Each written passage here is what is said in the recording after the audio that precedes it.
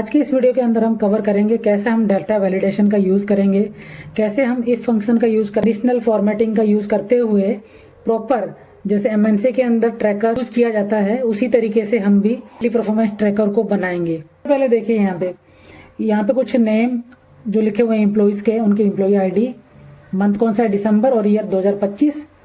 Total target जो है daily का वो है 30। एम्प्लॉइज ने टारगेट कंप्लीट किया है वो इस साइड में लिखा हुआ है। एरर कितना है वो भी लिखा हुआ है। ठीक है, तो हमें सबसे पहले प्रोडक्टिविटी निकालनी है। हम इफ फंक्शन का यूज करते हुए इस सेल के अंदर प्रोडक्टिविटी निकालेंगे।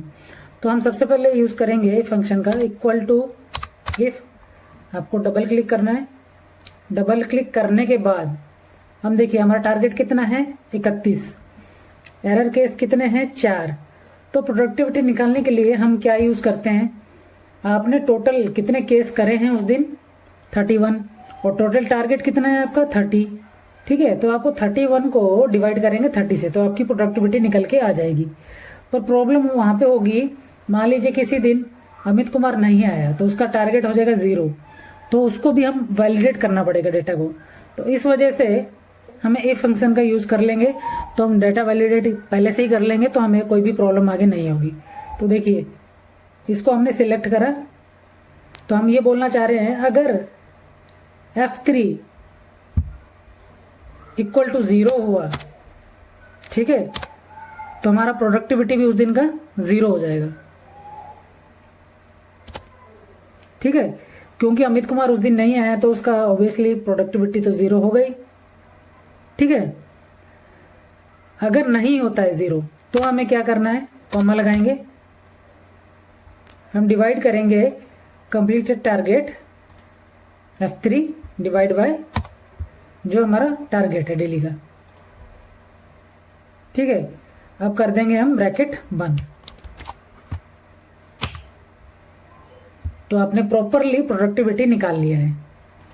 तो जैसे ही आप अगर देखेंगे यहाँ पे टारगेट अगर आप 0 करते हैं तो देखिए क्या होता है, 0 हो गया।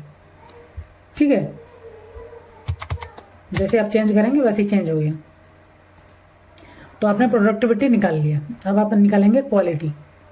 वैसे आप इफ फंक्शन का यूज करेंगे इक्वल टू इफ,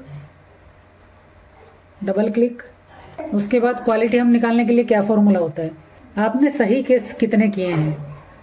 ठीक है, यहाँ पे आपको दिख दे रहा होगा एक कॉलम एरर केसेस कितने हैं 4 और टारगेट उन्होंने कितने किए हैं 31।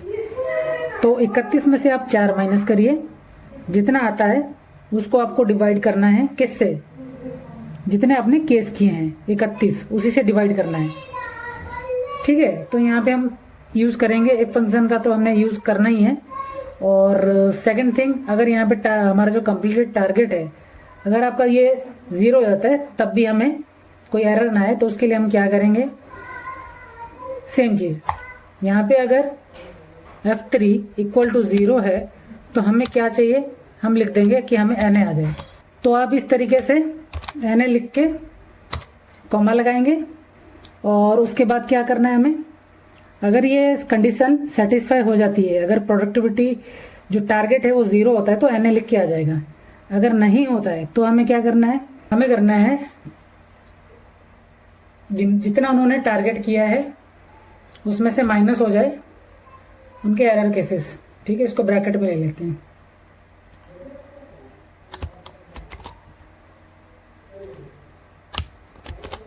ले लिया, तो उसके अंदर आपका आ जाएगा रिजल्ट, वो जितना आएगा उसको हमें डिवाइड करना है किससे, जितना आपने टारगेट किया है। ठीक है, अब कर देंगे ब्रैकेट बंद, अब कर देंगे एंटर। तो ये आपका क्वालिटी आ गया है। ठीक है, अभी चेक कर लेते हैं। मान लीजिए हमने इसको 0 किया, एंटर किया तो NA आ गया। ठीक है, तो हमारा कोई भी इशू नहीं होगा। अब वापिस से 31 कर देते हैं। और हम एरर कैसे निकालते हैं, एरर निकालने के लिए फॉर्मूला ये होता है, एरर परसेंटेज निकालने के लिए जितना आपने एरर किया है, ठीक है, जैसे कि 4 केस, उसको डिवाइड किससे करना है, जितना आपने टारगेट किया है। इसमें भी same formula equal to if function का यूज करते हुए डबल क्लिक करेंगे सेम कंडीशन, अगर आपका टारगेट 0 होता है तो हमें क्या ला के देगा, 0। अदरवाइज वो डिवाइड कर देगा किससे, आपने जितना एरर किया है डिवाइड करेगा जितना आपने टारगेट किया है, ठीक है, और ब्रैकेट बंद। तो देखिए यहाँ पे एरर परसेंटेज कितना आ रहा है, 12.90%, मतलब जो 4 केसेस किए हैं उसका एरर यहाँ पे आ गया है। अगर मान लीजिए हम इसको 0 कर देते हैं तो क्या होता है, तो 0% आ गया, ठीक है। तो ये भी आपने सीख लिया कि एरर परसेंटेज कैसे निकलेगा। अब बारी आती है SLA की, ठीक है। SLA कौन देता है हमें, जैसे मान लीजिए आपके कंपनी को किसी क्लाइंट की तरफ से काम मिला हुआ है, ठीक है। अब जो क्लाइंट है उन्होंने ये बोला है कि हमें जो SLA चाहिए वो कितना चाहिए, 99% या फिर इससे ज़्यादा होना चाहिए, हम उसको SLA मेट मानेंगे, ठीक है।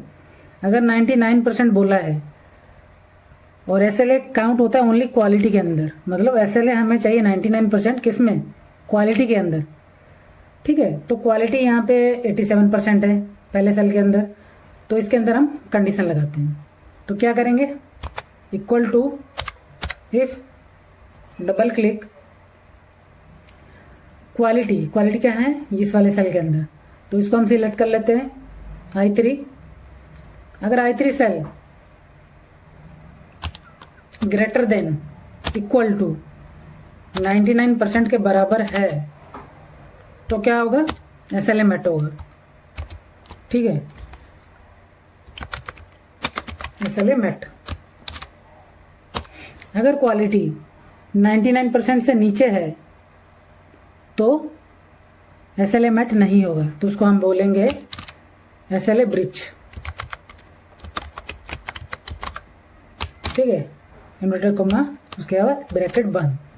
तो ये आपका लॉजिक यहाँ पे लग गया है। तो देखिए क्या है, SLA ब्रीच, क्योंकि यहाँ पे क्वालिटी ही 87% है। अगर यहाँ पे अगर एरर हम 0 कर देते हैं तो क्वालिटी कितना हो जाएगा, 100%, तो SLA मेट आना चाहिए, तो हम 0 एंटर करेंगे। देखिए SLA मेट आ गया।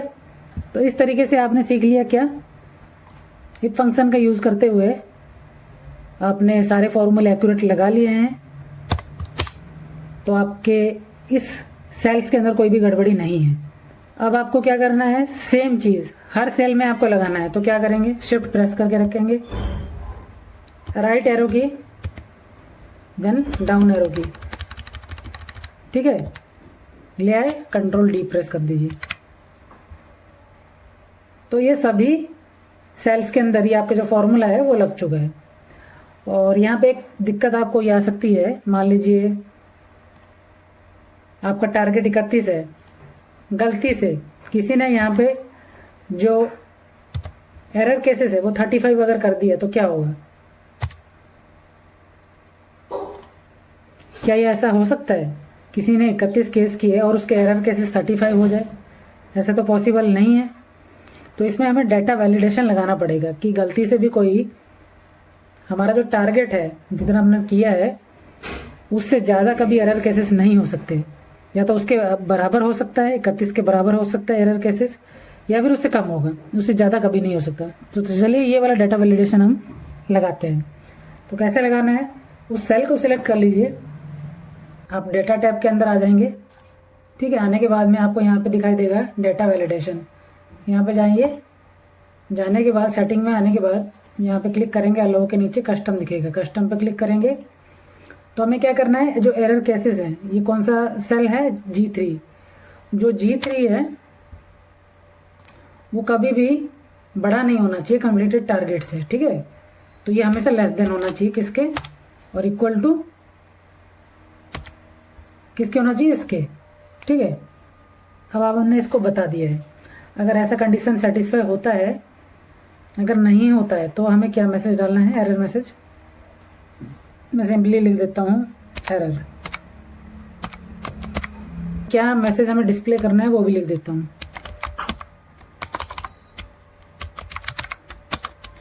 आइदर एरर केसेस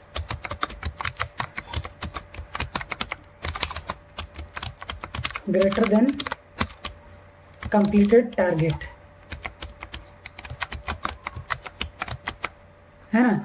या तो एरर केसेस जो हैं वो कंप्लीट टारगेट से ज़्यादा हैं, इस वजह से एरर आ रहा है। अदरवाइज आपको जो कंप्लीटेड टारगेट है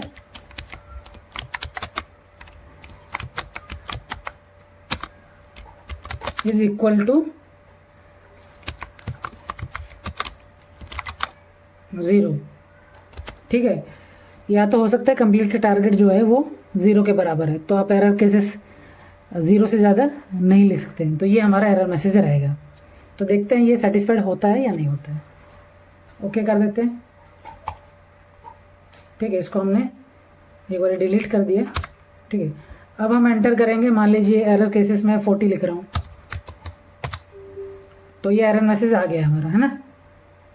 either error cases greater than completed target, मतलब ये कंप्लीटेड जो टारगेट है हमारा 31 है, तो हमने ऊपर जो है 40 केसेस एंटर करने की कोशिश करी, तो ये एरर मैसेज आ गया, ठीक है। अगर हम इसको 0 कर देते हैं, अगर मैं इसको 31 भी रख रहा हूँ तो सेटिस्फाई हो रहा है, 30 भी रख रहा हूँ तब भी सेटिस्फाई हो रहा है, 32 करते ही ये एरर मैसेज दिखाएगा, ठीक है। तो ये कंडीशन हमारा सेटिस्फाई हो गया। दूसरा कंडीशन, इसको मैं डिलीट कर देता हूँ। अगर यहाँ पे 0 है ना, किसी दिन एब्सेंट रहा अमित कुमार, तो उस कंडीशन में अगर हम कुछ भी एंटर करते हैं तब भी ये एरर मैसेज दिखाएगा। तो इस तरीके से आपने डेटा वैलिडेशन लगाना भी सीख गए, ठीक है। अब हम करते हैं कंडीशनल फॉर्मेटिंग, किस पे, एसएलए वाले कॉलम के ऊपर, ठीक है। तो इसको हम सिलेक्ट कर लेंगे। हम क्या कंडीशनल फॉर्मेटिंग करेंगे, अगर हमारा एसएलए मैट होता है तो ये ग्रीन कलर में आना चाहिए, ठीक है। अगर एसएलए ब्रीच होता है तो ये रेड कलर में आना चाहिए। तो सबसे पहले आपको जाना पड़ेगा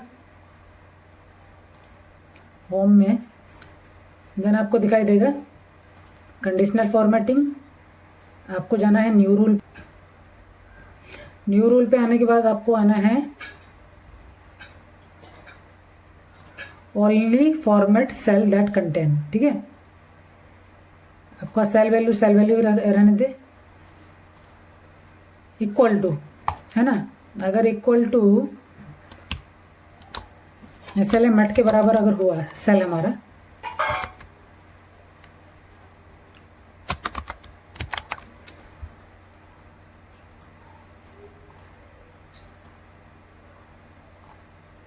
अगर एसएलए मैट के बराबर हुआ तो हमें क्या करना है, कौन सा फॉर्मेटिंग चाहिए। जैसे हमें रेड कलर बैकग्राउंड में चाहिए,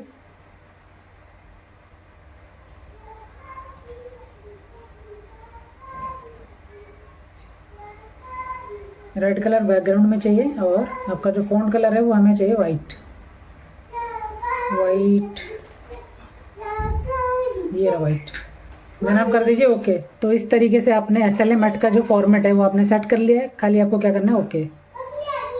तो ये जो रूल है वो आपका लग गया है, ठीक है। हमने गड़बड़ कर दिया है, हमारा जो एसएलए मैट है वो ग्रीन कलर में होना चाहिए था, और एसएलए ब्रीच जो है वो रेड में होना चाहिए था। उसको हमको थोड़ा सा चेंजेस करना पड़ेगा। कंडीशनल फॉर्मेटिंग में जाएंगे, मैनेज रूल में जाना है, देखिए यहाँ पे जाके एडिट रूल करना है, और इसका जो बैकग्राउंड है उसमें जाके हम इसको ग्रीन कर देंगे, ठीक है। ग्रीन हो गया, ओके कर देंगे जैसे ही, तो क्या होता है देखिए, एसएलए मैट वाले जो हैं वो ग्रीन कलर में आ गए। एसएलए जो ब्रीच है उसके लिए हम नया रूल देते हैं।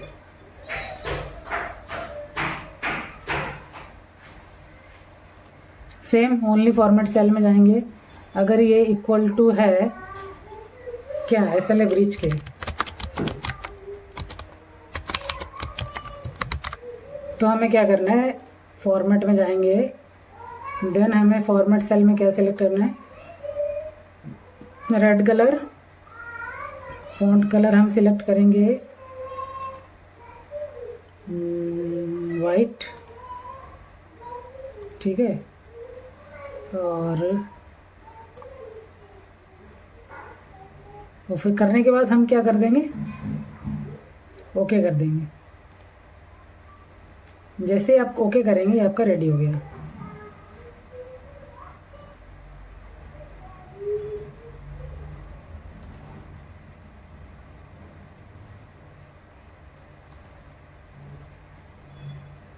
ये लगा नहीं, आप दोबारा भी चेक कर सकते हैं। मैनेज रूल में हमने एक बारी क्या किया, हमने क्या गड़बड़ किया, हमने जो पूरा का पूरा कॉलम है वो सिलेक्ट नहीं किया है। तो उसके लिए देखिए, हम सिलेक्ट करने के लिए क्या करते हैं, ये पूरा का पूरा कॉपी करके यहाँ पे पेस्ट कर देते हैं। अब ओके कर देते हैं, तब देखते हैं क्या होता है। तो देखिए ये काम कर गया। तो इस तरीके से आपने कंडीशनल फॉर्मेटिंग, इफ फंक्शन का यूज़ करना, ठीक है, और कैसे डाटा वैलिडेशन लगाना, ये सारी चीज़ें आपने एक ही वीडियो के अंदर सीख ली है। और आपको आ गया है कैसे एमएनसी कंपनीज के अंदर डेली परफॉर्मेंस ट्रैकर आप बनाएंगे। ठीक है, मैंने आपको इजीली तरीके से बता दिया है। अगर आपको वीडियो अच्छा लगे तो आप इसको लाइक कर दीजिए और चैनल को सब्सक्राइब कर लीजिए। कुछ इस तरीके की वीडियो आपको आने वाले दिनों के अंदर मिलेंगे। Thank you.